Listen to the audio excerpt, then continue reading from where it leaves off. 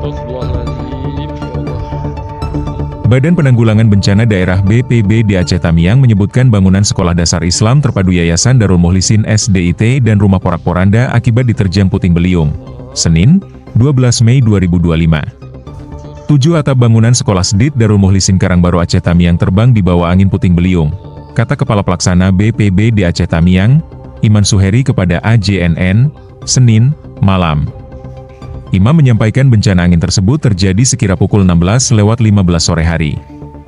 Puting beliung datang dan memporak-porandakan bangunan sekolah yang terletak di Gampong Kampung Dalam, Kecamatan Karangbaru tersebut. Tim gabungan dari personel BPBD Aceh Tamiang beserta pemadam kebakaran hingga kini masih memperbaiki kerusakan dan penanggulangan bencana. Tidak ada korban jiwa maupun pengungsi dari kejadian ini. Namun, kerugian material diperkirakan lebih kurang mencapai 100 juta rupiah. Kamar Sambali udah nggak ada rumah lagi, kamar rumah Sambali.